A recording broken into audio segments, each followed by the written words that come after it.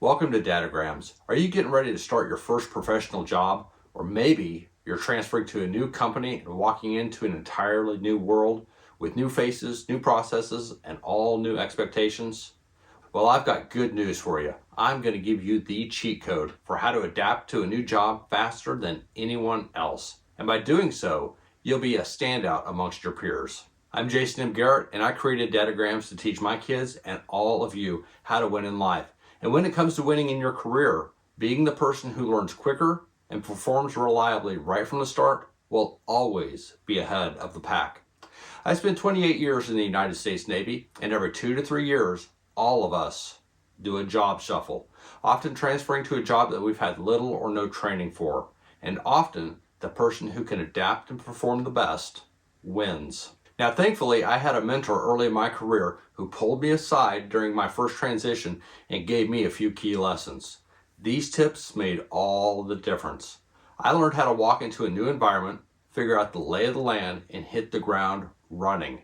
And today, I'm passing them all along to you. First, let's start with a simple but powerful concept called zoom. When you start a new job, you have to zoom out and you have to zoom in to gain an understanding of your role at different levels in the company. It's the fastest way to understand your top priorities and where you fit in. First, you have to zoom out to see the big picture, or like us pilots like to say, we're looking at the overall job from a 10,000-foot view. You want to see the entire organization or the company that you work for.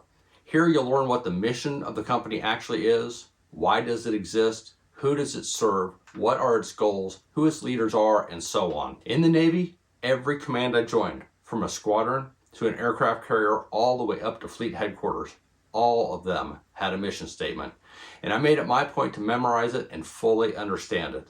That mission was my guiding star. It explained why the entire team was doing what we were doing, and knowing it helped us prioritize our daily work. Once you get this view, zoom in a bit, looking at things in closer detail, at say the 1,000-foot level.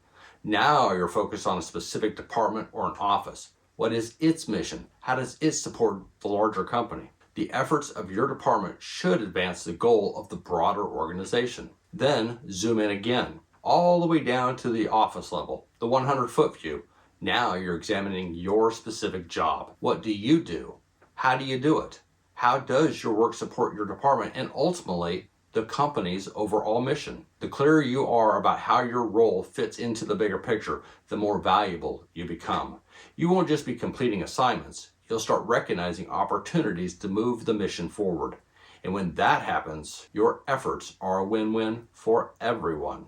Next important thing to do is to identify stakeholders early. When you're handed a new project or responsibility, your first instinct might be to just go it alone and get it done. That was definitely the first instinct I had early in my career. But here's the deal. Your project doesn't just happen in a vacuum. It can affect people all across the organization. And if you don't involve them early, they might surprise you, and not in a good way. So what do? Identify stakeholders early and talk to them. A stakeholder is anyone with a vested interest in the outcome of a project, specifically your project, such as employees, customers, other departments, investors, suppliers, and so on. Many of them can help your project succeed or block it from happening altogether. They may be impacted by your decision, hold critical information that you need, or have strong opinions that matter to leadership. As I've mentioned in my previous Dadograms, I flew the SH-60 Bravo Seahawk, a Navy helicopter.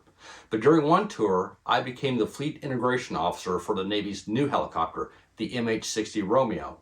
I had the huge responsibility of helping develop that aircraft and get it into the fleet to replace my older helicopter.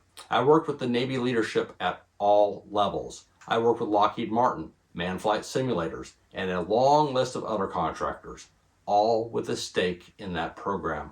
This is where I learned the importance of stakeholders. We routinely held stakeholder meetings, teleconferences, and planning sessions. Leaving anyone out could have stalled the entire program, and it takes a decade or more to develop and integrate a new aircraft.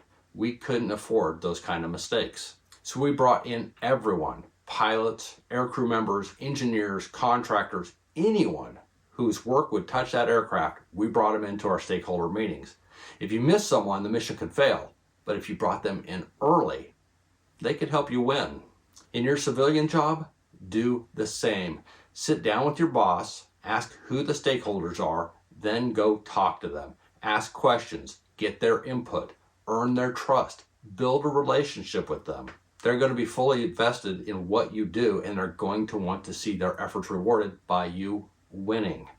They'll become allies, and when that project goes live, you'll have their support behind you instead of their resistance in front of you. Next, write everything down, all of it.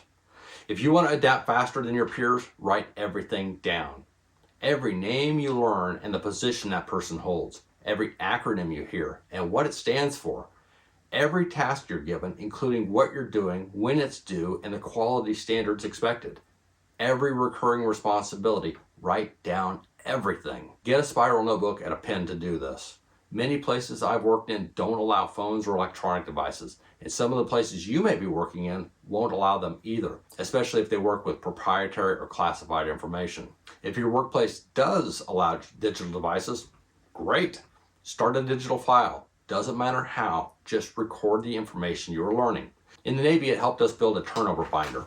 It was our personal guidebook to the job, and since we rotated every few years, we passed it on to our replacements when we turned over the job to give them a fast start. If you keep it up to date, it saves you stress, helps you avoid mistakes, and makes you look like the most reliable person in the room. When I reported on USS Nimitz, I kept a handwritten log of everyone I met. Before long, I knew most of the key players, hundreds of them, by name without needing to look them up in my book. Not many others could do that. And do you know what? When you can properly address someone by name, it's powerful. It wins people over. And do you know why? Because the most powerful word in any language is a person's name. Using it will endear that person to you faster than anything else. So use it. Next, and this is the hardest by far, you have to learn the language fast. Every company and profession has its own language, and when you're new, it can feel like everyone is speaking in code. I remember the first time I sat down at an operations and intelligence briefing at a high-level command. I sat there for a full hour, marveling at what I was hearing.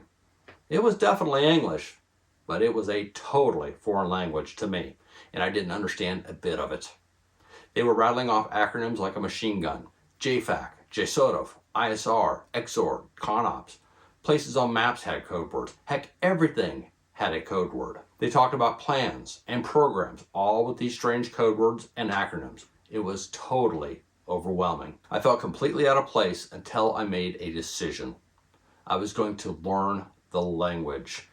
And here's how I did it. Every acronym, code word, program, or place I heard, I wrote it down.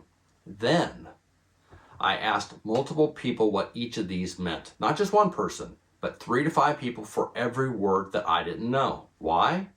Because asking multiple people doesn't just give you the definition, it gives you context.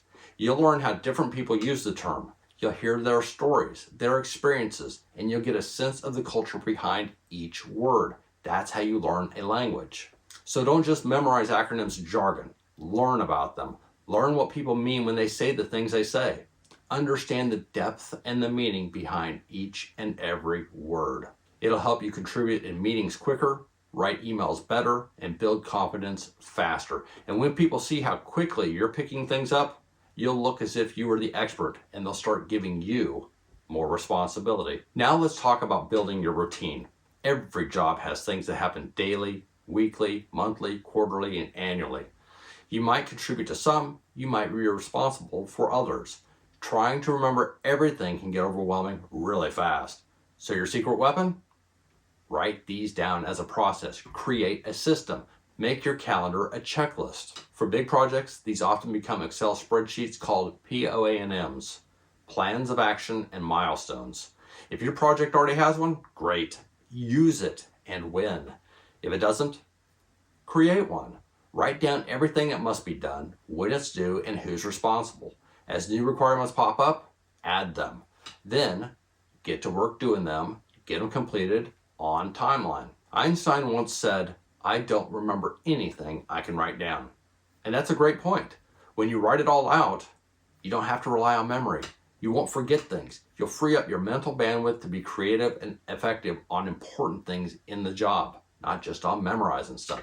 Checklists like these reduce mental clutter. They make your effort consistent and dependable. If your boss asks, "Did you submit the quarterly report?" you can just smile and say, "I already sent it. It's on my calendar and checklist." That kind of thing makes you look like a pro. People trust the ones who are always on top of things. So let's put it all together. If you want to stand out in a new job, zoom out to learn the overarching mission. Then zoom in to master your role and how it supports the bigger mission. Next, identify the stakeholders and partner with them early. Make them valuable members of your team instead of obstacles that stand in your way. Next, write everything down and study what you wrote. Learn the people, their positions, the acronyms, and so on. Learn the language. Be inquisitive and seek to understand not just the words, but the meaning behind them. Build your system, refine it, and use it to outperform everyone else. These are the things that accelerated my success in the Navy. It's how I thrived in job after job, even the ones I wasn't initially trained for. It's how I helped transition a brand new aircraft into the fleet, quickly becoming the lead briefer for a 4-star admiral on global operations and intelligence, that same meaning that I initially didn't understand all the jargon in. And it helped me lead the safety department on a nuclear-powered aircraft carrier during one of the safest overhauls in shipyard history. Not because I was the smartest guy in the room, but because I learned how to adapt fast and perform well. And these strategies work. If you use them, they'll work for you too.